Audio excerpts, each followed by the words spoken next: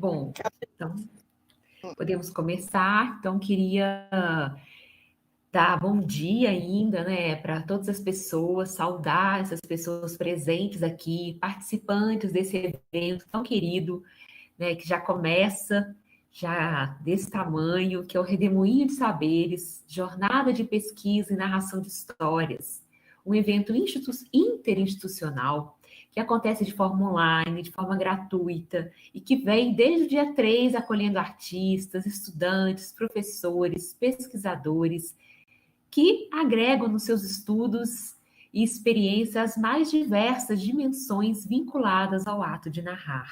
Eu sou a Aline Kantia, sou mulher, tenho a pele clara, os cabelos e os olhos pretos, eu estou usando um óculos cor vermelha, estou com um vestido branco, um casaquinho vermelho também, no fundo, uma parede branca, alguns quadros. Eu estou aqui no interior de Minas Gerais hoje, estou na cidade de Viçosa. Como boa mineira, estou tomando um cafezinho já. Vou abrir aqui essa conversa com esse cafezinho. Para quem não me conhece, sou presidente do Instituto Cultural, que é o Abra Palavra, e tenho a alegria de estar na comissão organizadora do Redemoinho de Saberes, juntamente com outras pessoas, muita gente que está com a gente desde o inicinho, que ao longo do caminho foi acompanhando de outras maneiras, e agora, nesse finalzinho, com 4 mulheres, que é a Luciene Souza, a Keua Poema, a Letícia Liselfeld e a Rose Lapa. E hoje eu tenho uma alegria imensa, estava falando aqui antes, super feliz, super emocionada, em receber a Eliana Yunis e a Gislene Matos, que são 2 profissionais, 2 mulheres que eu admiro muito. Quando eu comecei a contar a história, eu queria buscar um pouco das referências, né, por onde começou, quem tinha vindo antes de mim, e foram nelas que eu encontrei os primeiros textos, né, a Eliana com o ProLer, com os trabalhos voltados para o livro, para a leitura, para o leitor, a Giz, né, que eu acabo chamando de Giz, assim, vai ser difícil, porque a Giz, né, é minha conterrânea, mora pertinho, a gente tem sempre a oportunidade de estar juntas, que foi a primeira pessoa que eu li para pensar também essa narração. Então, muito feliz e honrada de estar com vocês, muito obrigada por aceitarem o nosso convite. E essa mesa, essa conferência, a gente vai falar sobre um tema bem importante, né, principalmente nos tempos de hoje, que é sobre a formação do narrador de histórias. E como nesses últimos tempos a gente tem visto os narradores nos mais diversos espaços, acho que pensar a formação de narradores é algo fundamental nos dias de hoje. E nada melhor do que escutá-las. Né, 2 referências para nós narradores, e que há tantos anos vem atuando nesse lugar de formação e de pesquisa. Eu vou falar um pouquinho qual que vai ser a dinâmica desse encontro, eu vou apresentá-las, a gente vai escutar primeiro a Eliana, depois a Giz, e então a gente vai deixar vocês aí, podem ir fazendo perguntas ao longo do tempo, que eu vou anotando, vou guardando aqui, e hoje eu vou ser uma mais escutadora que mediadora, porque eu estou com muita vontade de escutá-las, então vocês me ajudem aí do outro lado, para a gente construir essa conversa juntos. A Eliane Yunis, vou começar por ela, ela possui graduação em Filosofia e Letras, mestrado em Linguística, Semiologia pela PUC do Rio de Janeiro, doutorado em Linguística pela Universidade de Málaga e em Literatura Comparada pela PUC do Rio de Janeiro, com pós-doutorado em Leitura pela Universidade da Colônia e em Formação de Leitores na CNRS, Paris. Foi professora associada da Pontífica Universidade Católica do Rio de Janeiro e segue professora visitante em diversas universidades públicas e no exterior. Tem estudos interdisciplinares nas áreas das artes, educação, políticas públicas, comunicação e teologia, e é consultora de diversas instituições públicas e privadas para a formação de leitores numa perspectiva interdisciplinar. Colabora com redes de ensino e pesquisa em educação e cultura e desenvolve programas e projetos de pesquisa em parceria com institutos e centros de referência sobre a leitura. A Gislene Matos é mestra em Educação pela UFMG, especialista em Terapia Familiar Sistêmica pela PUC Minas, especialista em Arte e Terapia e em Psicopedagogia pela Universidade René Descartes, Paris 5, Sorbonne, e INECAT, que é Instituto Nacional de Expressão, de Criação e Arte e de Terapia de Paris. É formada em interculturalidade pela Associação Interference Culturelle de Paris, é contadora de histórias, formadora de novos contadores de histórias, idealizou e criou projetos como Convivendo com a Arte, que promove a formação de novos contadores de histórias, e o projeto Noite de Contos, para apresentação de contos de todas as culturas e tradições, que teve apresentações mensais no Palácio das Artes, em Belo Horizonte, entre 94 e 2000. Foi consultora do Banco Interamericano de Desenvolvimento, BID,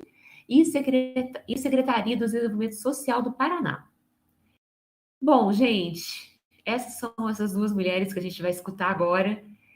A Gis também publicou vários livros, né, sobre os temas dos contos de tradição oral, artigos em revistas especializadas, e hoje estão aqui com a gente para poder compartilhar um pouco mais desses saberes, dessas experiências. Sejam muito bem-vindas.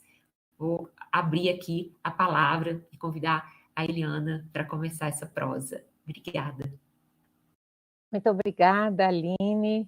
Quero dizer que é um agradecimento sincero, porque é também uma oportunidade de encontrar gente querida, como a Gislene, que eu já tinha perdido de vista no tempo, né? Faz muito tempo que a gente não se vê, e esse encontro é muito bom, porque também eu pude encontrar você, que eu só conhecia de nome, e encontrar pessoas queridas da Universidade Estadual de Feira de Santana, onde eu estive muitas vezes. Agradecer a Emanuele, que está aí fazendo a leitura por Libras para nós, né? E eu fico muito contente de poder partilhar e conversar sobre isso, porque com Gislene o que eu vou fazer é ter uma boa conversa, não é? Eu preparei um texto inicial, sei que a gente vai falar de coisas complementares e depois a gente pode conversar bem. Então, deixa eu me apresentar, conforme você pediu. Meu nome é Eliane Unes, esse sobrenome é um sobrenome de origem árabe. Eu sou neta de libaneses, eu tenho uma pele mais morena do que branco puro, não é? Dos orientais, não? Meu cabelo já foi preto, pretíssimo, né? Como jabuticaba, mas atualmente eu estou grisalha. No momento agora eu estou com um rabo de cavalo, porque o cabelo está grande, eu não pude, nesse período, cortar meu cabelo. Estou vendo que a Gislene está com o cabelo cortadinho, um cabelo assim perfeito, mas o meu corte de cabelo era feito por uma pessoa que vinha com frequência a Botafogo e cortava meu cabelo, e nesse período ela não pôde mais transitar. Então, eu fui deixando o cabelo crescer, que era uma lembrança de adolescência, né? Eu uso um óculos de grau, a minha armação também é vermelha, como a de Aline, não é? Deve estar na moda, muita gente que eu estou vendo está usando essa armação, mas a minha é bem velhinha, não é? Eu estou com uma camisa clara, verde bem clarinha, com listas. Eu trago no pescoço uma gargantilha, já há muitos anos, não sei mais, 10 anos talvez, ela esteja aqui, e tem uma medalha de Nossa Senhora de Guadalupe, uma medalha que eu ganhei uma das minhas viagens. Eu trabalhei muito em universidade com o Ministério da Educação do México, então eu ganhei essa medalha e eu trago essa medalha sempre comigo. Eu estou sentada na frente de uma estante de livros, aqui praticamente nessa varanda, é uma varanda com muita luz, fica a biblioteca, eu tenho que manter, às vezes, a persiana fechada por causa do sol, não é? Mas os livros estão aqui atrás. Esses são os classificados. Os não classificados dormem em pilhas pelo chão, né? Eu vou apanhando na medida em que eu posso ler. Eu acho que essa é uma questão que todo mundo vive também, não é? E Então, assim, aqui atrás de mim estão esses livros, bem pequenininho, não aparece, tá? A família Lobatiana, feita em bola de gude, né? Que eu ganhei de presente também de uma aluna, toda a família do Sítio do Pica-Pau Amarelo, que é muito querida para mim. E eu agradeço, então, esse convite de estar aqui presente com vocês.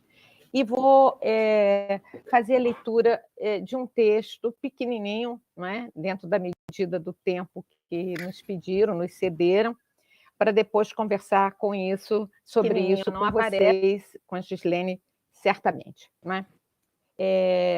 Quando me deram o tema, né, formação de narradores orais, né, eu pensei assim, a pergunta que eu me fiz, como é que eu vou tratar dessa história?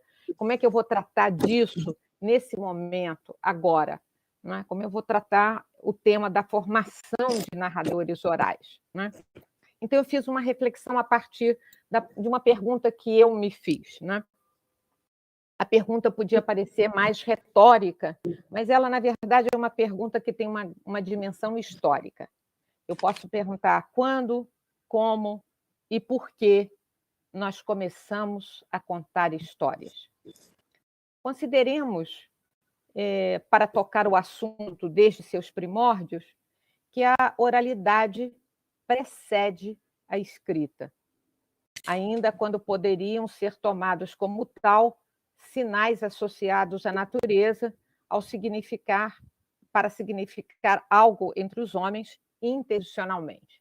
Os sinais de fumaça, a gente sabe que eram, de alguma maneira, uma escrita, galhos partidos, trilhas, pegadas, mas tudo isso implicava efetivamente que houvesse uma leitura desse contexto para que a gente pudesse querer significar com esses sinais. A oralidade corresponderia, então, através de narrativas, à ausência do acontecimento no aqui e no agora. Por exemplo, indisponíveis materialmente no tempo que já decorreu depois dele, exigindo aquilo que a linguística transformou, classificou, né, como deíticos. Aqui, agora, este, aquele, a gente precisa fazer uma referência sinalizadora na linguagem de algo que não está presente. Os fatos vividos, para terem uma extensão e alcançarem, por exemplo, no tempo e no espaço a outros, precisam ser resgatados para a partilha e vão ser resgatados em sua duração, naquilo que aconteceu, pela memória. A narração pela memória é o modo pelo qual a vivência, feita, transformada, assimilada como experiência, constrói-se e se comunica. Com certeza, a posteriori, começamos a admitir que a cultura humana se conserva não exatamente nas palavras de per si. É só ver como elas dizem pouco nos dicionários, fora dos contextos. E dizem muito nas narrativas em que esse tempo corrido se transforma em história. Como a escrita, enquanto sistema, é algo tardio na história da humanidade, mesmo considerando as civilizações fenícia e grega, que sistematizaram sinais reutilizáveis e recombináveis para uma economia gráfica, temos um enorme tributo, ainda hoje, a prestar às civilizações ágrafas pelas tradições orais que permitiram formular conhecimentos e transmiti-los até que aqueles sinais pudessem chegar a nós. Aprendemos no Ocidente a pensar com lógica, em mentalidade racional. Recorremos a bases científicas, o que objetiva o conhecimento e o coloca fora de nós, a nosso serviço. Ao contrário, sabemos que no Oriente o pensamento simbólico tem precedência e a ideia de um caráter intersubjetivo e interativo toma lugar em uma linguagem que é fortemente intuitiva e analógica. Contudo, qualquer que seja o processo, narrar é o modo fundamental da linguagem humana, em que toda palavra e seu contexto de uso correspondem a uma narrativa. Por exemplo, atrás do brado "fora", há sempre uma história a contar. Fogo, outra história a contar. Com ela, foi também possível organizar, além da tradição, da cultura, do conhecimento, a história com H maiúsculo, a que viemos depois descobrir que é plural, à medida que, a contrapelo, aparecem outras mentalidades sufocadas e foram surgindo em registros tidos como menores, redimensionando nosso olhar sobre o passado, para entender o presente em sua complexidade e definir, em parte, nosso futuro. Né?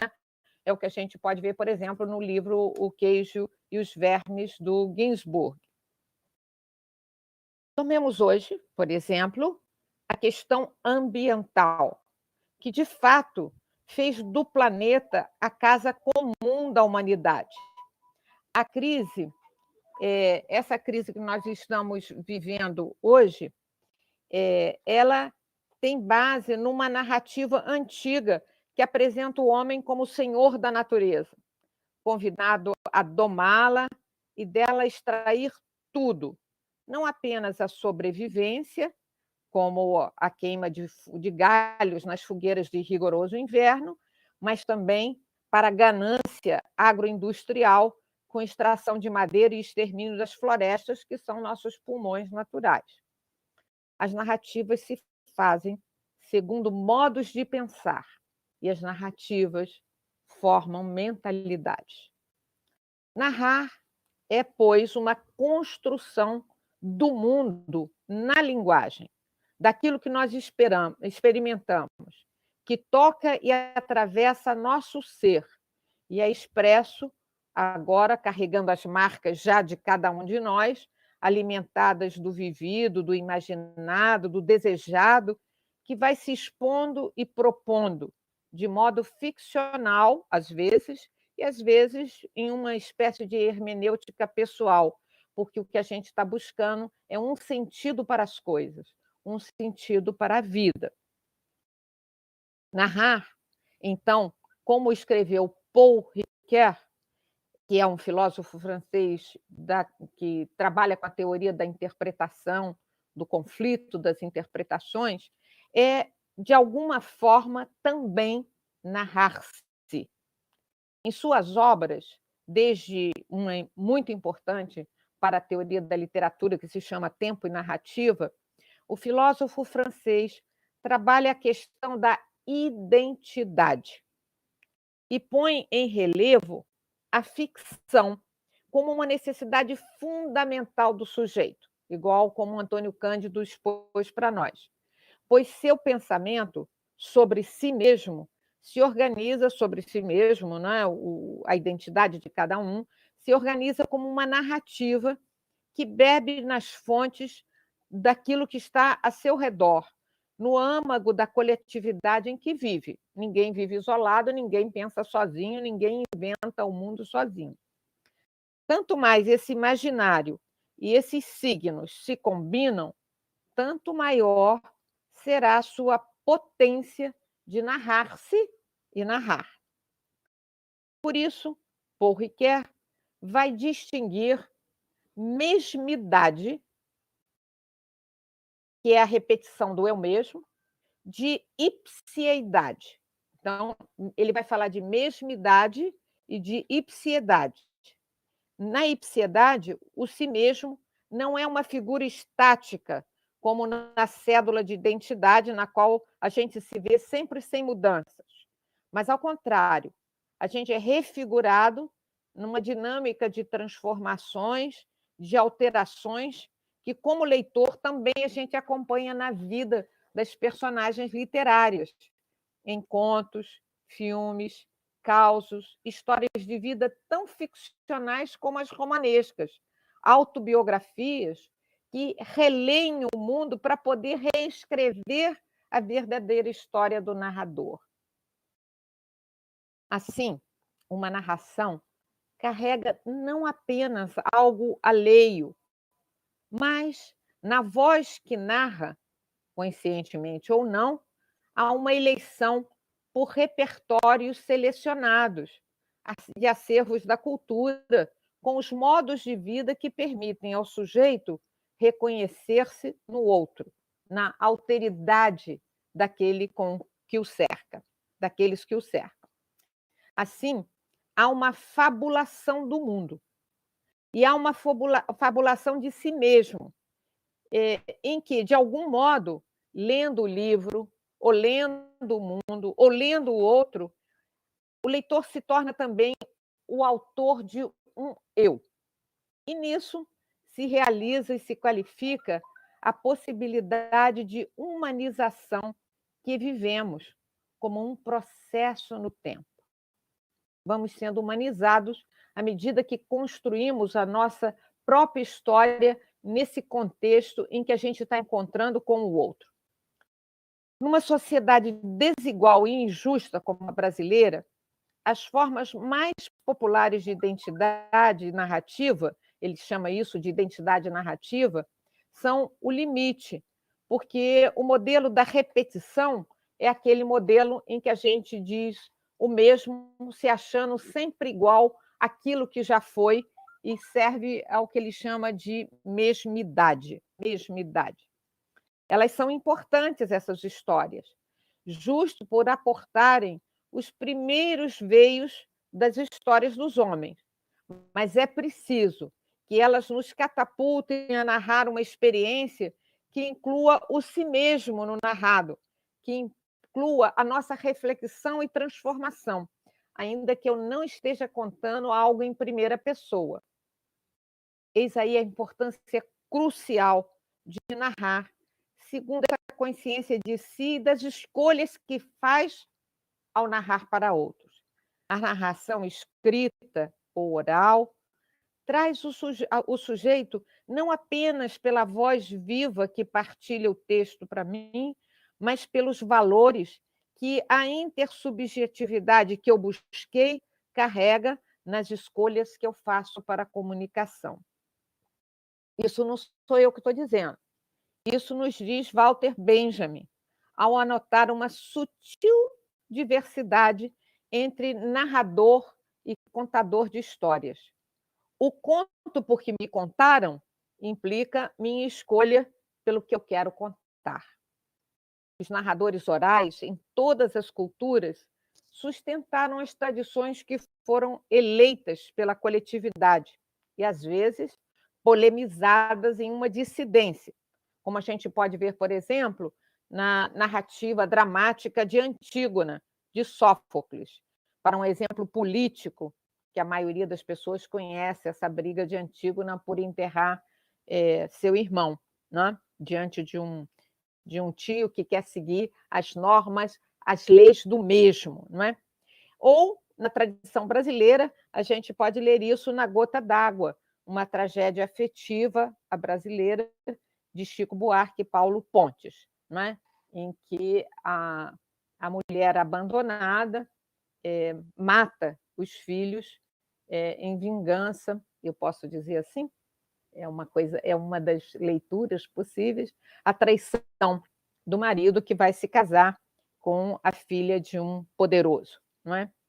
E eu posso dizer que antes de escritos ou de encenados, esses casos de injustiça e traição foram guardados na memória dos homens como narrativas que não se podiam esquecer. E por isso elas ganharam uma formulação escrita. Portanto, contar não se improvisa.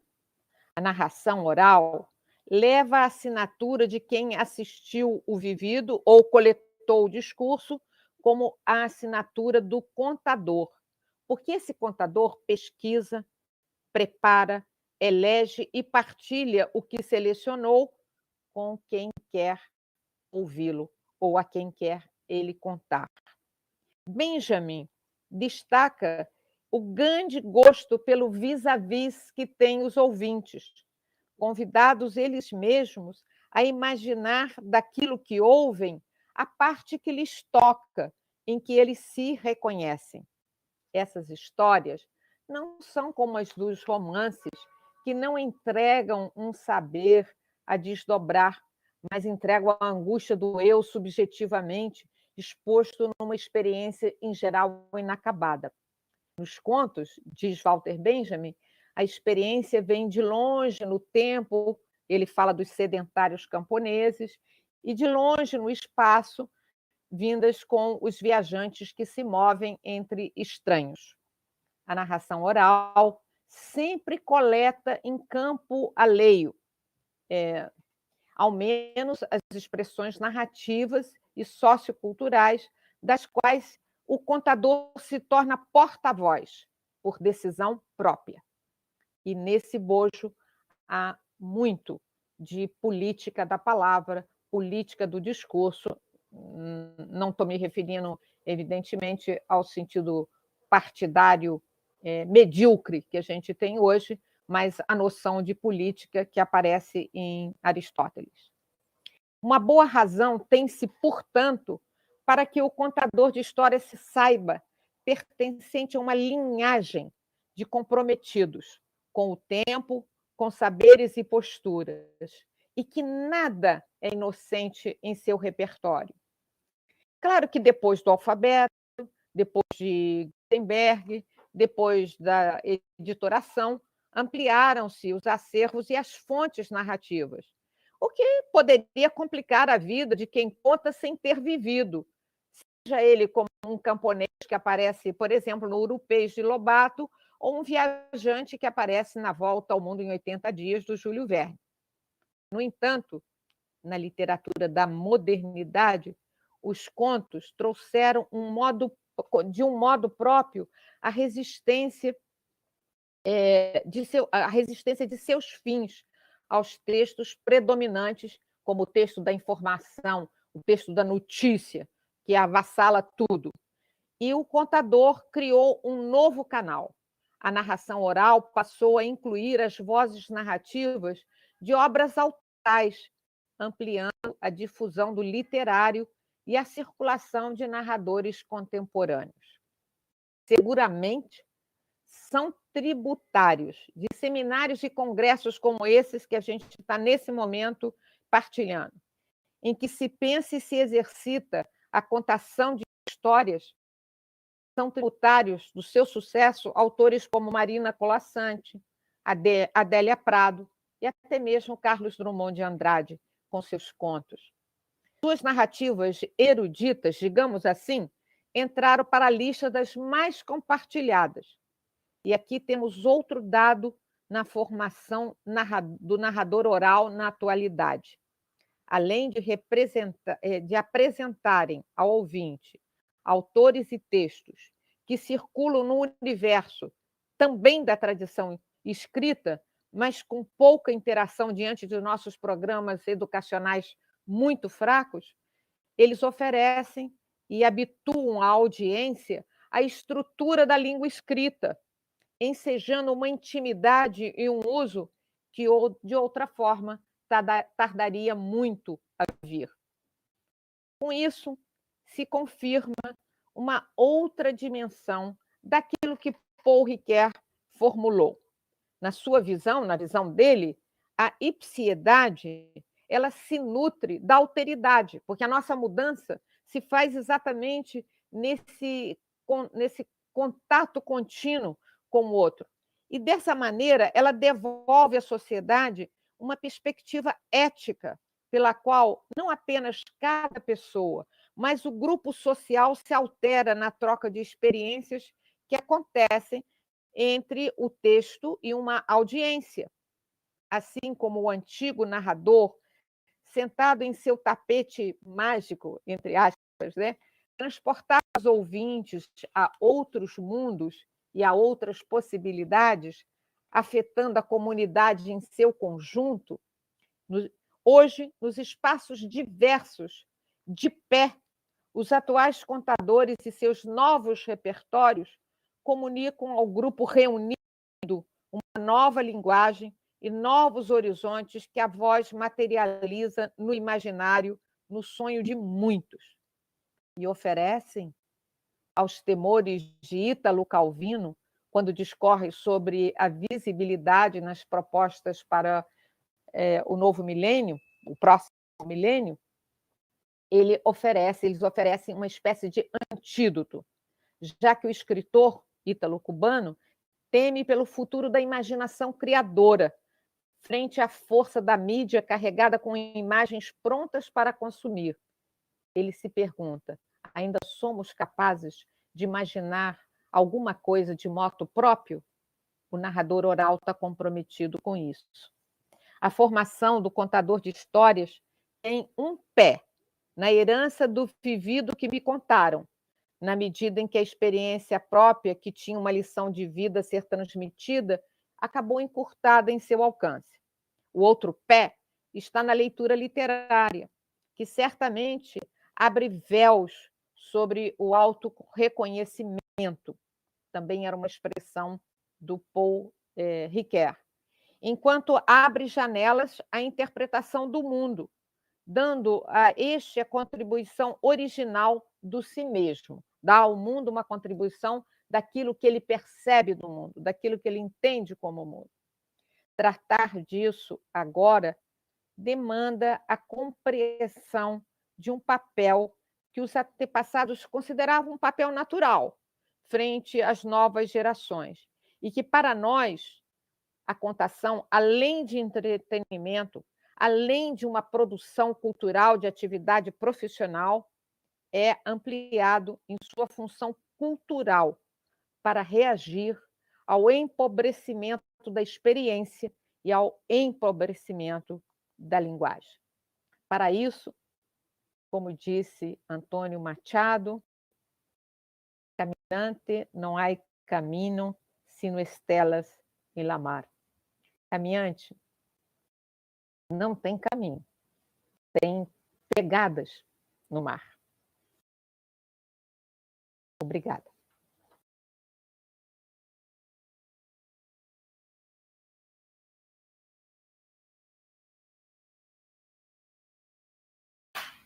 Obrigada, Eliana. As pessoas estão aqui no chat super comentando, todo mundo muito feliz em te ouvir. Tantas coisas importantes que você falou e como é interessante pensar que hoje é o último dia e a gente que assistiu às outras conversas, como que essa sua fala, ela nos ajuda não a encerrar a conversa, pelo contrário, a abrir tantas possibilidades, assim. Depois a gente vai ter um tempo de conversar, mas eu queria, enquanto a Giz, né, vai chegando aqui, convidar a Gislane para já chegar, quando você fala sobre que contar não se improvisa, mas leva a assinatura do narrador que pesquisa. Ontem a gente conversava um pouco sobre isso, assim, eu fico pensando como que para o narrador, né, para ele assinar essa narrativa, ele precisa ter domínio, né, daquilo que ele conta. A narração ela é aberta, mas a gente tem aquele domínio, né, daquilo que a gente narra. Eu acho a sua fala super importante, principalmente quando a gente está falando sobre essa formação, né? Como se formam contadores de histórias. Queria ver se a Gi está aqui para a gente conversar um pouquinho com ela também. Chegou a Gabriela no lugar da Emanuele. Isso, Gabriela. Inclusive, desculpa, Emanuele, eu não me apresentei no início. Então, já agradecer a presença, né, das intérpretes de Libras, tão fundamentais para a gente chegar, né, a outras escutas. Agradecer a Gabriela também, que está aqui com a gente. Obrigada. Giz, então vamos continuar com você um pouquinho, depois a gente abre mais essa roda. Bom, eu vou me apresentar para as pessoas, não é? Mas antes de tudo, eu quero dizer para Eliana, como sempre, querida, estou encantada com tudo isso que você trouxe para a gente. Mas isso é uma conversa longa, de preferência numa mesa de bar, também dá para vocês. Eu tenho os cabelos brancos e tenho um óculos, eu tenho vários. Eu tenho um para médio, um para perto, um para longe, um para escuro e um para mais ou menos, e para dia claro. Porque depois de certo tempo na vida, os olhos vão começando a nos fazer muitas surpresinhas, às vezes desagradáveis. Bom, mas eu tenho cabelo branco, mas eu vou dizer para vocês como que foram meus cabelos antes de serem brancos. Eu prefiro contar para vocês o elogio que eu ganhei de um rapaz quando eu era jovem e que me disse que eu tinha cabelos cor de avelã e que minha pele era cor de jambo. Pois muito bem, hoje os cabelos não são cor de avelã, a pele talvez seja jambo, mas eu posso dizer que é uma coisa meio misturada, tá mais para clara, mas com certeza é isso que a gente conversava aqui antes de falar com vocês, que nós somos um povo muito bonito, porque nós somos muito miscigenados. Eu estou hoje vestindo uma blusa que tem a metade branca com bolinhas pretas e a outra metade é preta com bolinhas brancas. E atrás de mim tem uma parede, porque eu não estou na minha casa, eu estou no hotel em São Paulo. E então cuidei aqui para que houvesse o mínimo de barulho possível, para que vocês pudessem ficar mais confortáveis ao nos escutar, porque depois da pandemia o mundo entrou em obra, então não há lugar em silêncio mais, mas parece que vai dar tudo certo. Então, bom, é isso que eu tenho para dizer para vocês na minha apresentação. E antes de começar, bom, acho que já falei tudo que eu tinha para falar. Tem uns brincos brancos também, e tem assim, um pingente pendurado no pescoço também com uma plaquinha de madrepérola branca. Então, acho que está bem apresentado. Primeiro, eu quero agradecer muito a organização do Redemoinho de Saberes, que é um trabalho maravilhoso.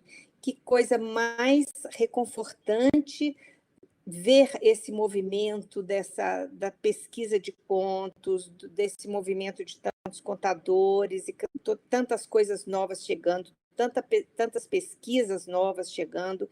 Isso realmente é algo que, nesse momento que a gente está vivendo, é como beber água fresca, levar a alma para beber água fresca no deserto. Então, eu estou muito feliz de estar aqui e trouxe para vocês algumas coisas. À medida que eu ouvia a Eliana, eu falava, gente, a gente faz a mesma coisa, que ela conta de um jeito e eu vou contar de outro. Porque eu quero até partir dessa fala da Eliana, que a Aline lembrou aí, não é? Que contar não se improvisa, leva a assinatura do narrador. E é a partir daí que eu quero começar a minha conversa com vocês, que contar não se improvisa. Como a proposta, né, que nos foi feita pelo Redemoinho de Saberes foi de falar sobre a formação de narradores orais em espaços diversos, então eu quero falar para vocês mais sobre a minha prática na formação de narradores. E isso vai começar lá atrás, ainda no século XX, no final do século XX, em 1994, e eu queria partir também de alguma coisa que é o seguinte, do movimento que é conhecido como um fenômeno, que é esse movimento dos contadores de histórias, que tomou uma grande... que cresceu muito, né, a partir dos anos 70, em todos os campos, em todos os continentes, houve um boom dessa questão dos contadores de histórias. Então, isso é considerado como um fenômeno de sociedade. Então, isso é uma coisa que chama atenção, que para mim me chama atenção. E outra coisa que também me chama atenção é uma fala de um contador e pesquisador francês, que se chama Michel Hindenock, e que ele diz mais ou menos o seguinte, que sempre quando a humanidade esteve à beira do precipício, os contadores de história apareceram em todos os cantos, como se brotassem da terra. Isso é algo que vem comigo desde que eu li essa fala do Michel Hindenock, e isso sempre norteou a minha questão com os contos. E nesse período, desde o final do século XX, lá desde 94, quando eu comecei esse trabalho até hoje, eu tenho visto o precipício se aproximando de alguma maneira. E o que eu tenho feito é tentar me colocar como contadora de histórias, qual seria a função dos contadores nesses momentos que a gente vem vivendo. E construir a formação que passo para as pessoas nas minhas oficinas, algo que leve em consideração essas questões que a gente vem experimentando já há algum tempo, né?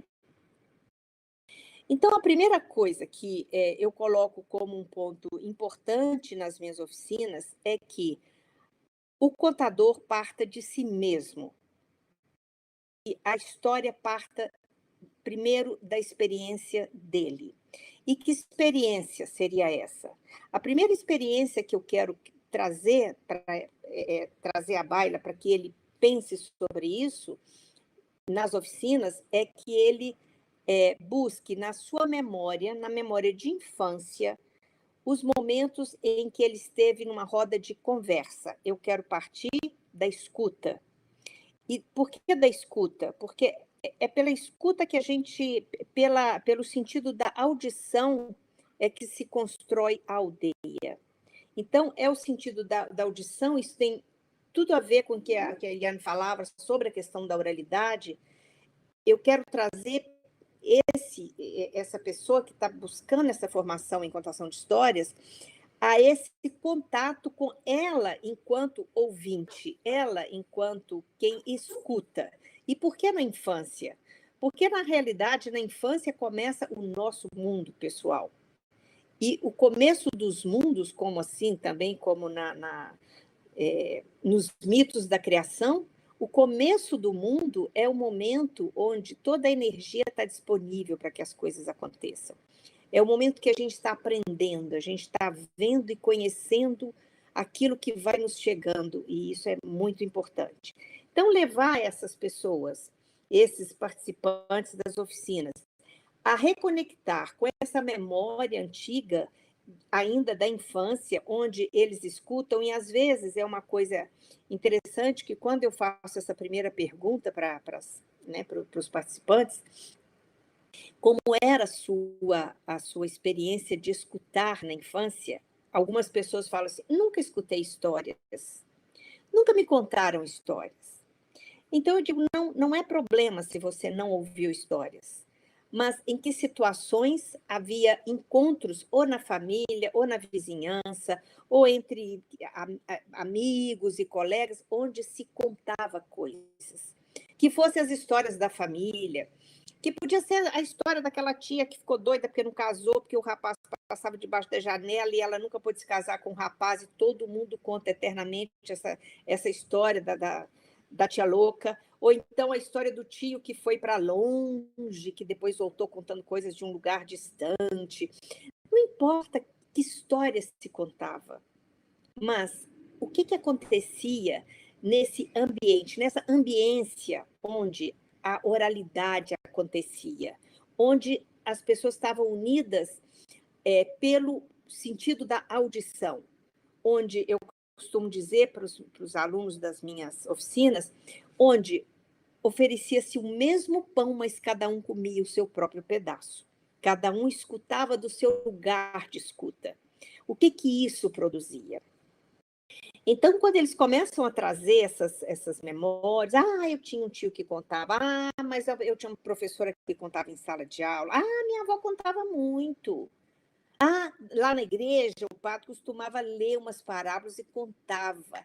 Então, o que acontecia nesse momento? Então, a primeira situação, quando eu penso em formar um contador de histórias, é partir da escuta dele, não só das histórias, mas da escuta do outro, da escuta das coisas, da escuta do mundo, da escuta das vozes as mais diversas possíveis. Porque é do lugar de quem escuta que eu vou contar.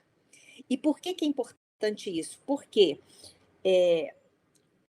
buscar na memória tem a ver com uma coisa que é fundamental na constituição do coletivo, na constituição daquilo que a vida humana vai realizar, não é?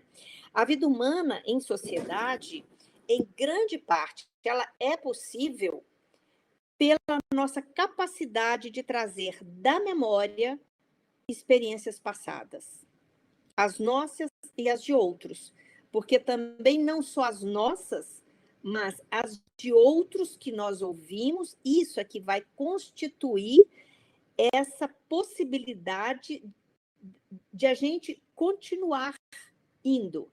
Se isso não fosse, nós estaríamos até hoje tentando redescobrir como é que se faz o fogo, tentando descobrir qual é a planta que mata e a planta que cura.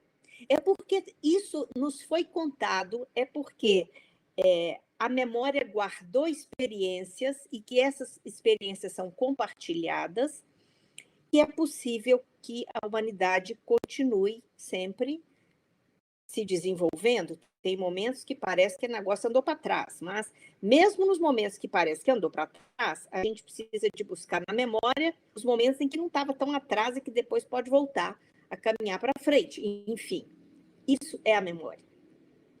Acontece que a memória, ela está ligada, a memória é uma faculdade que está ligada a uma outra faculdade, que é a faculdade da imaginação. Então, a memória, estou partindo dessa proposta de um primeiro trabalho na formação de contadores de histórias. Então, eu vou trazer uma memória de quando eu escutava e quando eu era criança, como se escutava quando se é criança. E vem a imaginação vai ornar essa memória, colocando aqui um passarinho que cantou, colocando aqui um cachorro que latiu. Então, eu começo a investigar com eles, né? Estimular para que eles investiguem a partir dos sentidos. A partir dos sentidos, o que acontecia no corpo? Porque a memória tem a ver com a própria relação com o corpo, esse corpo que escuta, esse corpo que sente, e todos os sentidos que estão nesse corpo e que nos abrem para a experiência do mundo. Então, eu costumo perguntar, e que sons tinham nesses momentos? Havia sons? Havia sabores? Isso acontecia em volta de uma mesa servida com guloseimas ou na hora de um jantar? Ou que horário do dia isso acontecia? Fazia sol ou era noite? Então, é à medida que essa memória vai sendo trabalhada, trazida, e que a imaginação vai ornando essa memória. Porque a imaginação tem a ver com a ficção? Sim, claro, que ótimo que tem, porque sem a ficção a gente ia morrer de tédio. Então, essa é a porta de entrada na formação né, desses contadores. É partir de si mesmo, partir da sua própria experiência de escuta. No começo, em muitas situações, eu trazia recursos para estimular esses sentidos. Por exemplo, eu trabalhava muito com cheiros, e tinha um exercício que era muito bacana. Tem muito tempo que eu não dou, porque tem muito tempo que a gente não faz nada no ser online, não dá para fazer, então. Mas era uma experiência assim que ficavam 3 pessoas, num grupinho de 3. Uma pessoa ficava de olhos fechados, ela ia descrever o que ela estava percebendo. A outra colocava um cheirinho no nariz dessa pessoa, e que em geral eu escolhia cheiros que podem ter com a nossa experiência de infância, de uma fruta, ou de pipoca, ou de cheiro de alecrim, ou de limão, ou de jasmim. E ela ia sentindo os cheiros, e depois um determinado cheiro é como se ele pegasse essa pessoa, e ela parava nesse cheiro. E quando ela parava nesse cheiro, aí a pessoa que estava dando cheiro tinha uma listinha de coisas que podia ir perguntando para ela. De onde você lembra desse cheiro? O que aconteceu em torno desse cheiro? E aí a pessoa, naturalmente, a memória começava a buscar informação. E essa informação começava a chegar, a casa da minha avó tinha um pé de jasmim. Aí onde ficava esse pé de jasmim? Ficava debaixo da janela. E essa janela era do quarto onde você dormia. E aí começava essa conversa e a pessoa ia construindo esse cenário. Ela buscava lá atrás para construir esse cenário daquilo que vinha chegando da sua memória e que ela ia contando. E a terceira pessoa ali ia anotando os tópicos para depois passar para essa pessoa, para que ela não se esquecesse daquilo que a memória tinha acabado de trazer para ela naquele momento. Uma outra situação, eu trabalhava também, porque às vezes tinha pessoas que tinham alergia com cheiros, eu trabalhava com texturas, uma série de tecidos mais ásperos, mais sedosos, mais fofinhos, ou mais lisos, ou também uma lixa, madeira, coisas que pudessem, texturas que a partir delas também pudessem te remeter a lembranças. Por quê? Os nossos sentidos, eles nos levam a determinadas lembranças. E a partir daí a gente ia construindo, eu chamava isso de uma arqueologia de si mesmo, da alma, da sua própria alma, daquilo que está guardado na memória e na alma. Bom, a partir daí é que a gente ia começar a pensar nas histórias. Então, eu propunha uma história, a gente começava a trabalhar sobre essa história, mas aí começavam as questões. Esse personagem, quem é esse personagem? Por que sentimentos e emoções passa esse personagem? Então, eu ia trabalhar com eles a linha de sentimentos que atravessam a história, né? Mas como mostrar no corpo esses sentimentos? E por que eu acho que isso é uma coisa importante? Porque depois eu vou contar para vocês um pouquinho de onde que vieram essas ideias de montar uma oficina a partir desses elementos que eu estou falando para vocês, porque isso aconteceu, foi partindo de mim mesma, que essa formação foi acontecendo e foi se construindo, a partir da minha própria experiência, das minhas vivências como escutadora de histórias, né? Então, a gente aprendia sobre o que estava sentindo, vendo o sentimento expresso no corpo do outro. Assim é um contador de histórias. É preciso não que ele fale, mas que ele mostre. Porque um contador, ele mostra falando, ele mostra com palavras, ele mostra com o corpo. Então, a tristeza tem uma forma. Onde aparece a tristeza? Onde nasce a tristeza no corpo? Nasce no pulmão, porque a respiração fica curta, porque o corpo se curva. Então, se eu vou falar de um personagem que está num estado de tristeza, como que o meu corpo vai ficar? Então, eu vou buscar encontrar em mim essa referência desse sentimento. Então, eu não vou falar que esse personagem ficou triste, eu vou dizer com o meu corpo. E a cada dia que passava, as coisas ficavam mais difíceis. Nisso é possível, por exemplo, que uma criança comece a identificar quando ela está sentindo determinada coisa, que isso existe. E em algum momento, o contador ele vai dizer, era tamanha essa tristeza. E a criança pode começar a identificar. Isso tem a ver com isso.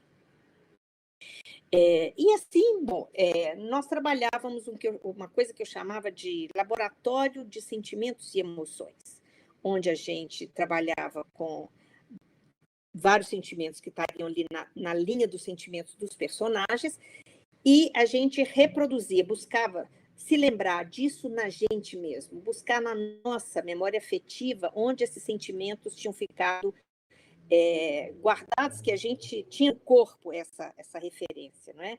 Em geral, é muito interessante quando eu peço para raiva, muitas pessoas têm um problema, né? A raiva foi considerada como uma coisa feia, né? Pela nossa própria formação cristã, tem algumas emoções que são boas e outras que não são muito boas. Não é? Umas estão ligadas ao demônio, outras estão ligadas aos santos. Então, essas que estão ligadas ao demônio, a gente não pode experimentar, mas a gente experimenta no escondido.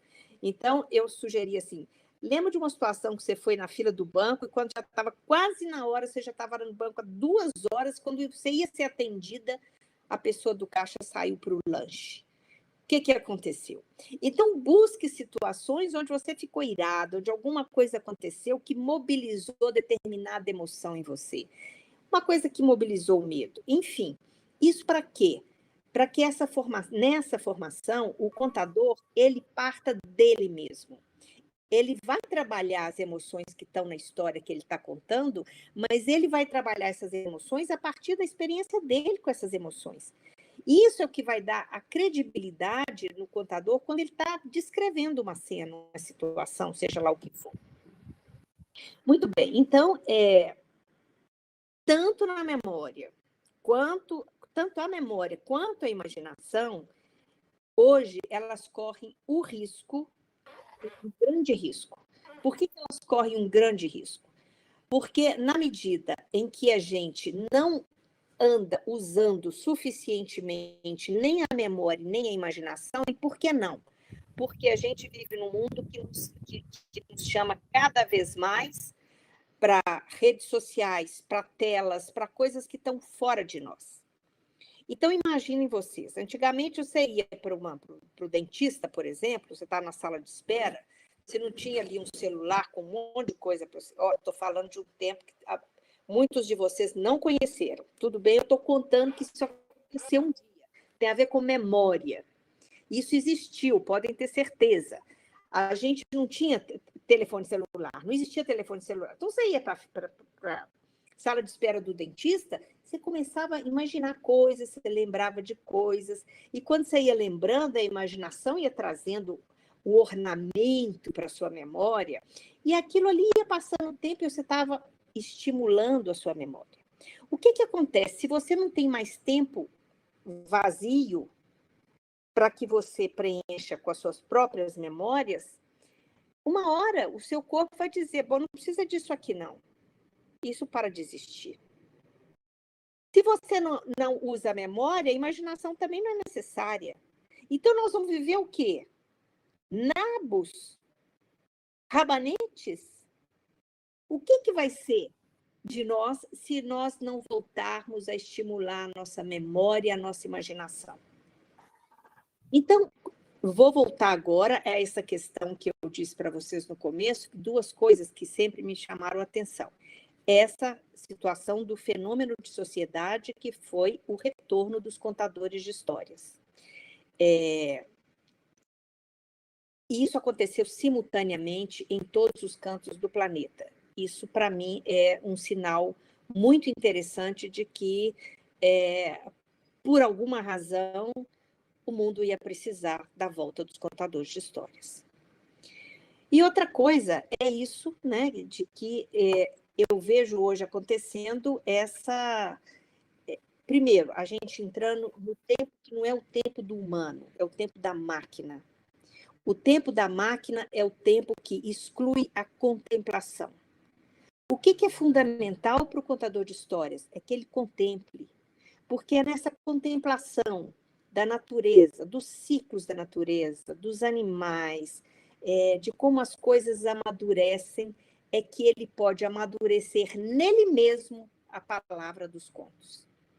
É nessa experiência da contemplação, que é uma experiência completamente humana, é essa experiência que nos faz humanos, e nos fazer humanos significa que nos coloca em relação a tudo que está ao nosso redor, de uma pedra, uma planta, um animal, onde quer que ele esteja, que nos faz como irmãos de tudo que está à nossa volta. Essa experiência da contemplação, dizia Madame Pateba, a natureza é um livro aberto, e podemos aprender com ela tudo que nos diz respeito. E é verdade, mas isso se aprende pela contemplação. Se a gente sai disso e entra no tempo da máquina, não é o mesmo tempo. A máquina dá respostas rápidas, a máquina faz com que a gente sinta cada vez mais que nós não temos tempo, que nós não podemos parar. O tempo é outro, não é o nosso tempo humano. O tempo da contação de histórias é um tempo humano. é o tempo do debaixo da árvore, é o tempo da beira do fogão, é o tempo hoje do teatro, é o tempo hoje na escola, é o tempo hoje na praça. É um outro tempo, é um outro tipo de tempo. É o tempo da leitura, é o tempo da concentração, é o tempo da espera, é o tempo da reflexão. Esse é o tempo humano. Então, voltando à questão da formação, não é? Eu faço muita questão de colocar assim como elementos, né, dessa formação isso que possa trazer essa pessoa ao contato com tudo que diz respeito ao humano. Porque é isso que vai fazer com que o contador seja verdadeiro. É estar em contato com aquilo que é a humanidade dentro dele. E a memória e a imaginação vão construir esse espaço interno. Né? Pois muito bem, eu parto, então, da minha própria experiência, como eu disse para vocês. Eu aprendi sobre histórias ouvindo histórias, não é? Meu avô, ele era um grande contador, foi o contador da minha infância, e uma coisa que eu sempre conto, porque eu acho isso sensacional, é que meu avô contava as histórias, e era na beira do fogão, porque era na roça, e tinha a hora que a luz acabava, e quando a luz acabava, que era muito fraquinha, mas às 10 horas ela apagava, então era a luz do candeeiro que a gente acendia, mas essa hora já era tarde demais também, e tinha ainda o fogo no fogão. O fogo do resto do dia ainda estava ali, a lenha ainda crepitava no fogão. Quando a lenha crepitava, porque estava um pouco verde, o meu avô parava tudo, ouvia o crepitar da lenha, e ele dizia para a lenha: você não pode dizer isso, porque você não estava lá para dizer o que eu não estou dizendo na minha história. Você não estava lá. E aí coincidia do cachorro tirar lá fora. Meu avô dizia: você sim, que bom que você me lembrou isso, porque senão eu me esquecia. Então a gente tinha certeza que meu avô conversava com todos os seres que estavam à volta dele. Meu avô gostava, ele tinha uma preferência por contos de terror. E a gente adorava e pedia sempre para repetir. Por quê? Porque quando ele terminava, ele dizia: mas essas coisas sabem que nesta casa aqui mora um homem que essas coisas têm que respeitar. Então, o meu avô nos dava uma segurança total. É muito bom experimentar o medo coletivo, sabendo que tem alguém ali que dá condição para a gente poder experimentar o medo coletivo. Meu avô dava conta. Saber que tem um adulto na sala é muito importante.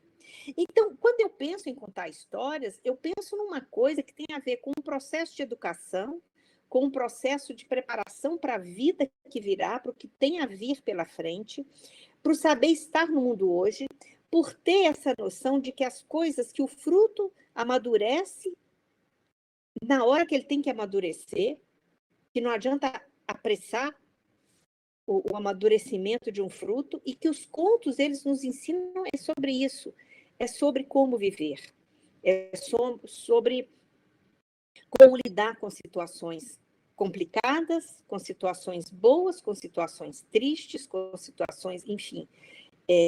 Então, do lado, como contadora de histórias e como a construção, né, de uma formação em contação de histórias, o meu foco é partir disso, de tudo aquilo que diz respeito ao humano em nós.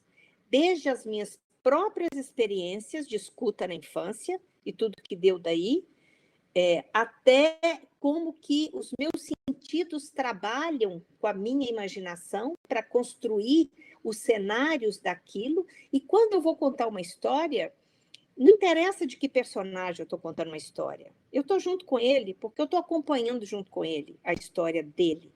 Então, eu vejo o meu homem sem sorte, a arrogância do meu homem sem sorte. Né? Eu vejo a coragem de Sherazade quando ela, de repente, vai começar a contar histórias para o Shahriar, que eu vou falar sobre isso amanhã, então eu já estou esquentando os meus próprios motores. Então, cada personagem que você conta, ele faz parte de você. E por que ele faz parte de você? Porque porque somos todos um. Se pensarmos que, enquanto humanidade, somos todos um, que tudo que nós experimentamos são coisas do humano, eu vou contar de um personagem, ele também sou eu. Se eu busco em mim, eu encontro esse personagem, eu encontro todos eles. Então, não é difícil falar deles, porque eu estou falando de mim sem falar de mim. Porque falar de mim é, como dizia um contador no Boca do Céu, é contador de Facebook, que fica falando dele mesmo. Não é falar de você mesmo, mas é falar de você falando do outro. Porque justamente é isso que a memória vai nos trazer.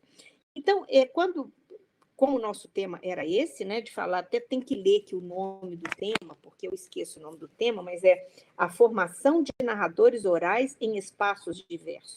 Então, eu quero falar desse espaço. Que espaço diverso é esse no qual eu trabalho? É esse espaço que eu chamo a terra do seu próprio coração. É no seu próprio coração que você vai buscar os seus recursos para contar histórias. Pois muito bem, a Aline já chegou, significa que nós agora vamos abrir para outra situação, e eu agradeço muito a vocês pelos ouvidos gentis. Nossa, Giz, a gente que agradece, né, Eliana? A gente está aqui assim, ó. Com certeza, não perdi nada, não perdi um momento. A gente está com o coração aquecido aqui. Com certeza. Depois de escutar vocês duas. Depois vocês vão acompanhar lá. As pessoas estão muito emocionadas ouvindo vocês. Temos muitas falas aqui. É tempo de fogão, é tempo de ficar debaixo da árvore. Está todo mundo aqui sentindo cheiros junto com essa fala. E aí você estava falando, né, Giz, desse tempo humano, né, desse tempo, como que isso tem a ver com que o finalzinho, né, da fala da Eliane, quando a gente volta também para falar desse lugar, né, desse narrador que assina a história, que precisa dar conta dela, né, e a gente realmente só dá conta se a gente abre, né, um espaço daquilo que está nos sufocando, né, que é, né, as redes sociais, o sal, o açúcar. Ontem mesmo eu e Feriada, a gente falava um pouco sobre isso aqui, né, como essas coisas todas vão nos sufocando e como é que a gente conta uma história? E a gente acaba contando várias histórias, né? Sem realmente tomar conta dessa história, né? E a gente está falando muito, como que é importante ter esse lugar da pausa, inclusive nas redes sociais, né? Que é um lugar onde na pandemia a gente tem contado muitas histórias. Então, acho que essa presença de vocês para nos lembrar disso hoje é tão importante. Queria agradecer muito pelas duas falas. Eu estou aqui escutando e aprendendo junto com vocês. E aí tem algumas perguntas, eu já vou trazer para que as pessoas se sintam contempladas. E a primeira pergunta quem fez foi o Fernando, Giz. O Fernando, ele é do Abra Palavra também, ele trouxe uma questão que eu acho que a gente já vem discutindo muito, e aí eu vou trazer para vocês duas responderem. Ele pergunta assim: a narração de histórias hoje, para vocês, ela já está madura para ser inserida na universidade como uma área de formação específica das artes, como teatro, cinema, dança? Quer falar, Gislene, primeiro? Pode falar. Já falei. Bom, eu vou assim tomar como não só a minha experiência de contadora de histórias, não? Como o fato de eu ter vivido mais de 40 anos ensinando em universidade, né? Eu tenho um sentimento na minha experiência e na minha reflexão que a contação de histórias, eu vou dizer uma coisa bem forte, hein? A contação de histórias está além de um curso acadêmico. Ela ultrapassa o que, em geral, você busca num curso dentro da universidade, né? Você vai buscar certos fundamentos, você vai estudar certas metodologias, você, na verdade, tem que buscar toda uma história. Enfim, eu penso que o contador de histórias é algo como uma aragem no meio da cultura. Então, Penso que, ao longo do tempo, nem havia universidade ainda, e o contador de histórias estava vivo lá, contando e guardando a memória das civilizações, a memória das experiências. Eu penso que no contador de histórias confluem, às vezes de uma maneira inteiramente natural, no sentido de que todos nós, quando nos encontramos aqui na esquina com um amigo, contamos sobre alguma coisa que nos aconteceu no mês passado ou ao longo do ano em que a gente não se via, todos nós, de alguma maneira, somos contadores. E na hora que a gente está contando isso, a gente não fica pensando onde é que está a mão, onde é que está o olho, ou se o pé adiantou ou não. A gente vai contando com o corpo. A Gislene falou disso, né? O corpo fala, né? Nosso rosto fala, nosso olhar fala, porque a gente está convencido daquilo que a gente está falando. É lógico que quando você está contando uma história ficcional que não foi vivida por você, o Benjamin fala dessa coisa do distanciamento da experiência, de alguma maneira a Gislene falou disso hoje, não é? A gente, quando está diante da tela de um Facebook, não é dessa experiência que a gente está falando, a gente, na verdade, está trazendo coisas que são representativas daquilo que a gente quer que os outros creiam, e não exatamente nos trazendo com a nossa carga afetiva, emocional, e que tem uma autenticidade, tem uma verdade interior que também vai se revelando a nós. É muito interessante, né? Quando eu me apaixono por um conto e que eu tenho desejo de contá-lo, seja da tradição oral, em que eu poderia... eu teria uma licença para não contá-lo da maneira como eu recebi através de, por exemplo, Mário Quintana, um conto popular como O Velha História, não é? Que é um conto que está na América Latina inteira, e a minha versão do conto é a versão que conta o Mário Quintana. Ou quando eu pego um texto completamente literário, né, da Marina Colasanti para contar, à medida que eu me apaixono pelo conto, eu preciso de entender o que eu e o conto temos em comum. Eu tenho que prestar atenção nele para que ele passe, eu vou botar entre aspas, ele passe a ser meu, que eu possa contá-lo como se ele fosse uma história que eu vou contar ali na esquina para um amigo. Estava ouvindo a Gislene falar, e eu tive uma experiência muito interessante com o Morando Betá, né, que foi o grupo de contador de histórias que no final dos anos, meados dos anos, não, já na segunda metade dos anos 80, começou a fazer dentro, eu dirigi a fundação do Livro Infantil e Juvenil naquela ocasião, e nós trouxemos convidados cubanos, venezuelanos, e nós começamos a vê-los contar. E se eu me lembro daquelas oficinas que eles nos trouxeram, não tinha nem a metade da reflexão que a Gislene acabou de fazer. Não, nem a metade dessa reflexão. Mas a gente foi experimentando e vivendo, a gente passou a contar todos os finais de semana, e era muito engraçado, porque cada um de nós, no grupo, usava eu vou dizer assim, usando a palavra do grego, tá? Cada um de nós experimentava uma técnica pessoal para gravar. Ninguém gravava do mesmo jeito. Eu gravava de um jeito, Celso de outro, a Benita de outro, a Lucinha de outro. Ninguém usava do mesmo jeito. Por quê? Porque cada um de nós tinha uma maneira de se tornar íntimo desse conto. Não é? Cada um de nós, eu vou dizer também de uma maneira talvez muito forte, cada um de nós se apossava do conto, não é? Como seu, de uma maneira muito peculiar. Eu, sinceramente, acho que você pode aprender impostação de voz, você pode aprender postura, né? Eu acho que contar em um palco e contar numa arena num palco elisabetano ou contar numa arena, um palco italiano, por exemplo, é diferente. Você sabe como é que você tem que emitir a sua voz, a extensão que ela tem que ter, não é? A sua presença no espaço é de outra natureza. Acho que você pode aprender isso tudo, aprendendo teatro, aprendendo literatura, aprendendo oratória.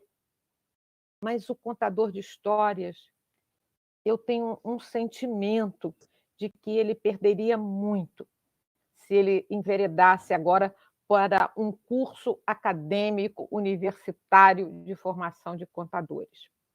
Eu acho que a contação precisa de uma intimidade, de uma subjetividade, que a objetividade que os cursos acadêmicos pedem causaria uma perda.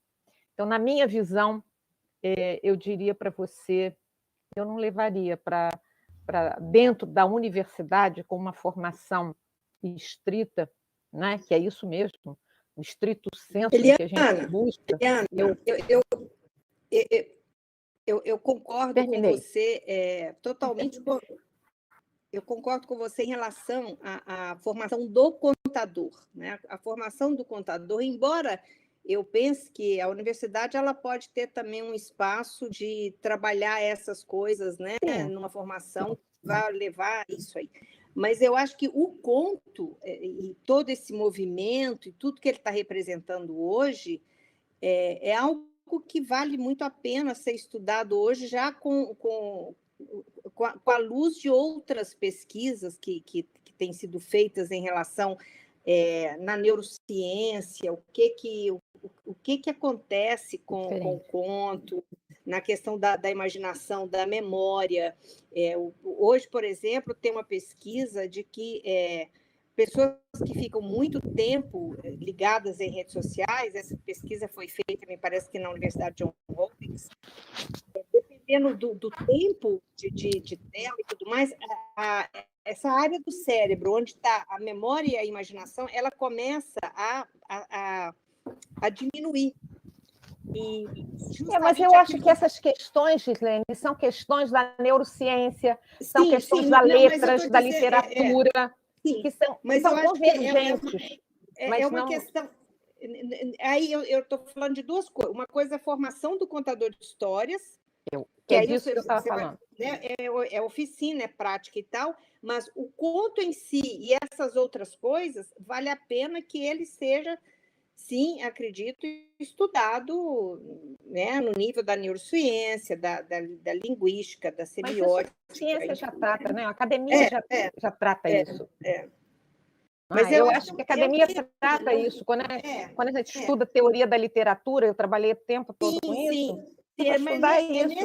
É justamente nesse sentido que eu estou dizendo, que sim, o conto estar na universidade, isso é muito importante. Agora, a formação que é feita em oficinas é outro tipo de coisa, que a universidade, que não está na universidade, mas que pode até vir a ter um dia, não sei, né? Pode se abrir um espaço para outras experiências também, não sei. Eu acho que tem oficinas, por exemplo, na PUC eu vejo que tem cursos de extensão, em que as oficinas de contador são super procuradas, requisitadas.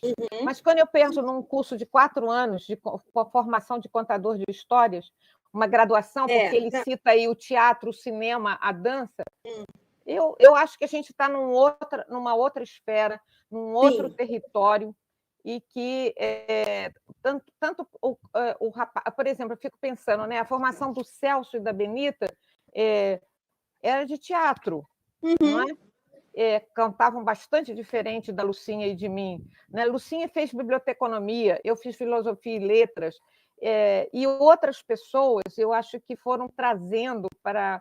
Aliás, é tão interessante que a Benita era engenheira, né? Originalmente, depois é que fez o curso do teatro. Mas, enfim, eu penso que, assim, no contador de histórias tem a confluência dos... Eu vou falar desse jeito, dos seus talentos, dos dons que você tem e a paixão que você tem pela palavra. Isso, eu acho que nem sempre a academia é capaz de respeitar, é capaz de ver essa diferença. Eu tive assim muitos anos na universidade, e você que fez cursos fora também sabe disso, né? Eu acho que tem um peso ainda disciplinar. E a literatura e o conto é completamente interdisciplinar, né? Tem saberes misturados ali. Acho que o Walter Benjamin fala disso também. Não sei se ele usa essa expressão, não lembro mais se ele usa essa expressão, mas eu acho assim que tem esses múltiplos saberes. É difícil pensar na universidade aberta o suficiente para ter alguma coisa tão mesclada. A universidade fala sobre a interdisciplinaridade, fala sobre a transdisciplinaridade, mas continua vivendo em departamentos fechados, em cursos fechados. Quer dizer, a sua prática é uma contradição com a relação do seu discurso. Então, eu considero que tudo isso tem que ser estudado, todas essas coisas. Mas eu desconfio que se o dia que a gente tiver alguém com mestrado em contação de histórias, a gente vai ter perdido esse talento que você buscou no seu avô, nas memórias dos afetos, dos cheiros, dos encontros, né? Temos mais uma coisa em comum, era o meu avô, que era contador de histórias também. Então, temos 3 em comum. E meu avô também foi quem me contou histórias, quem me contava debaixo de uma árvore. Tem uma pergunta aqui que... só um parênteses, assim, a gente tem uns 7 minutinhos, mas quando você estava falando, né, Eliana, de quando você conheceu, né, os narradores da Venezuela, né, tem até aquele grupo Os Cuentos e Encuentros, né? E você trouxe, e aí a Giz também, né, traz um pouco da experiência da França. Eu acho que vocês contribuem muito também com esse outro olhar, né, do que estava acontecendo, que a gente pode... eu acho que isso é muito importante também para a formação, né, do contador de histórias, quando a gente pensa em diferentes ambientes. Eu acho que vocês duas também, né, pensando mais ou menos na década de final de 80, início de 90, trazem para a gente também essas outras experiências que eu acho que são fundamentais para o que a gente faz hoje, né, para pensar mesmo, né?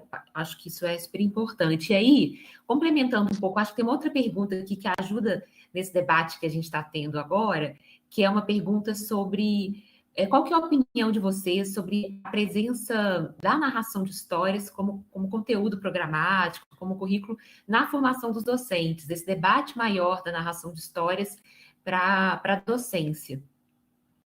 Gislene? Eu acho que é muito importante que o docente possa ter um conhecimento maior sobre a utilização do conto, não de forma de didatizar o conto, de escolarizar o conto, como em nenhuma outra arte, mas de conhecer tudo que aí eu acho que entra nessa coisa do estudo do conto por si só, né? Do que o conto produz, o conto como um recurso educativo, como é que ele funciona nisso. Eu acho que sim, que o docente pode ter um recurso sensacional no conto, se ele souber exatamente, por exemplo, que ele não vai usar o conto para dizer como você deve ser ou não deve ser, mas ele vai apresentar situações diversas de possibilidades humanas. Enfim, conhecer a forma de utilizar o conto na sua docência como um recurso. Então, eu acho que sim, eu acho que faz muita falta, eu acho que os cursos de pedagogia precisariam ter uma disciplina sobre isso. Eu subscrevo. Acho que contar histórias tem, nessa perspectiva que a Gislene já trouxe antes e trouxe agora, era importante, né? Alguém que está se formando como educador conhecer o recurso da literatura, o recurso da ficção na educação. É o papel que a ficção, o papel que a literatura pode ter no processo educativo. Não é um adorno. Saber literatura não é adorno. As pessoas têm que entender que houve um momento em que havia de fato, uma elite intelectual que era quem conhecia os autores e quem escrevia nos jornais ou publicava livros. A gente entende hoje que é impossível uma democracia ficar de pé sem que a educação seja, de fato, partilhada pela população. E partilhada de fato, né? Partilhada na vida prática, partilhada na reflexão, partilhada nas decisões. Não é? A gente não decide os caminhos somente numa votação, às vezes fraudulenta, às vezes manobrada, às vezes manipulada. Eu acho que a gente decide na maneira como a gente constrói o cotidiano no espaço do trabalho, no espaço do convívio com os outros. Então, eu acredito que seria importante conhecer o papel que a literatura e a ficção têm na formação. Gislene mencionava antes o papel do imaginário ao lado da memória, né, que é um respeito a essa herança que a gente recebeu e que vai renovar essa herança. Eu lembro que a Hannah Arendt fala disso, né, de que a gente recebe uma herança que vai sendo renovada com as nossas experiências novas. Acho que é importante, sim, conhecer. E, lógico, que assim como nem toda pessoa que está em sala de aula é um professor, nem toda pessoa sabe o que é ser professor numa sala de aula, porque não é ser um transmissor de conhecimento daquela disciplina, é muito mais do que isso, né? Eu também acho que nem todo professor vai se reconhecer como um contador de histórias, não é? E se ele se reconhece com esse desejo, com essa potência, ele vai procurar esse outro universo. Quem é que conta, assistir os contadores, buscar uma experiência, ouvir o que a Gislene acabou de partilhar conosco na sua fala, não é? Eu acho que isso é uma busca que cada professor tem que escolher fazer, não é? E penso que numa escola um professor não educa sozinho os seus alunos, é o conjunto da escola. Então é possível que na escola tenha numa outra turma, num outro nível, um professor que queira contar. E essa partilha é uma partilha comum, uma partilha de todo o grupo. Uma escola tem que entender isso. Não é o professor na sala de aula que dá conta do aluno, não é a escola como um todo que pode ajudar a alavancar uma geração para um novo patamar de experiência e de compromisso com a cidadania. Gente, queria agradecer muito, dizer que, infelizmente, nosso tempo não acabou, né? Mas o nosso tempo chegou ali, a hora de virar outro tempo para as pessoas irem para casa, abrir um pouco desse espaço e pensar e refletir, e conversar com outras pessoas sobre isso que a gente pôde conversar hoje. Agradecer as meninas aqui, né, que têm acompanhado a gente no Redemoinho, a Keu, Luciene que está nos bastidores hoje, Emanuela, que está aqui na técnica, a Emanuele e a Gabriela, que também acompanharam a gente. Agradecer a todo mundo que está aqui conversando, que está nos ajudando, né, a construir. O bom do chat, assim, né, no online, eu fico pensando que parece aquele corredor de teatro, que quando a gente chega, ou de uma palestra que a gente encontra os amigos e fica ali conversando. Eu acho que o chat ao vivo é um pouco isso, assim, a gente fica ali. Então, agradecer vocês nos acolherem, porque eu acho que vocês nos acolhem muito quando vão, né, compartilhando. É aquele olho que a gente não consegue ver no ao vivo, mas lendo vocês a gente consegue estar junto. Então, agradecer e agradecer muito, né, vocês duas por terem aceitado o nosso convite. Eliana, um prazer enorme. Espero que esse seja só o primeiro de muitos encontros, que você possa vir aqui em Minas Gerais para a gente sentar numa mesa de bar, como diz a Giz, tomar um cafezinho também. Será bom. Poder será compartilhar bom. mais. Obrigada. Quero saber da Gislene onde é que ela vai falar da Sherazade amanhã, se eu entendi bem, ela vai falar da Sherazade. Eu tenho um grupo de leitura que a gente está lendo todos os 5 volumes completos da tradução do Mamed, das Mil e Uma Noites. Então, eu quero ouvir você falar de Sherazade. Me conta onde. Vai ser na Biblioteca Hans, aqui em São Paulo. E vai ser transmitido? Não, na verdade, está tendo uma premiação, o Prêmio Baobá, que tem várias pessoas... Ah, sim, o Prêmio Baobá. Esse Prêmio Baobá, eu fui contemplada com esse Prêmio Baobá nessa edição de 2021, e de manhã tem o prêmio, a entrega do prêmio, e à tarde eu vou fazer uma oficina de 3 horas nessa Biblioteca Hans. Que pena que eu não estou em São Paulo. Nessa semana de contação de contadores de histórias aqui de São Paulo. Que pena que eu não estou aí. Pois é, mas não vai faltar. Obrigada aqui, a todo mundo que me trouxe aí, tá bom? A Luciene, as Emanuele, uma Emanuela, outra Emanuele, Gabriela, né? Todos vocês. E obrigada, Gislene, por essa partilha que só me enriqueceu. Eu também quero agradecer muito a você, Eliana, porque me encantou com todas essas coisas que você trouxe. Quero ver tudo isso. E obrigada a Aline, que nos mediou, a Emanuele, que nos traduziu em Libras, e também a Daniela, né, a outra que nos traduziu em Libras. E o convite que vocês nos fizeram foi muito, muito bom. Adorei encontrar minha amiga de tempos antigos, aqui, Eliana, de estar com vocês todas aqui e que a gente se encontre mais vezes por aí, né? Se Deus quiser. Obrigada, gente. Lembrando que hoje à tarde continua a programação com as comunicações e amanhã, 9 horas da manhã, tem uma assembleia que é da rede de pesquisadores em narração oral, narração de histórias, que é para a gente pensar como é que a gente pode juntar e ampliar aí essa rede dessa pesquisa para que essas conversas que a gente tem feito aqui possam se ampliar. Então, está todo mundo convidado. Obrigada e até breve. Obrigada, gente. Até a próxima. Prazer em vê-los. Até a próxima, se Deus quiser. Até a próxima, Gislene. Tchau, querida. Tchau.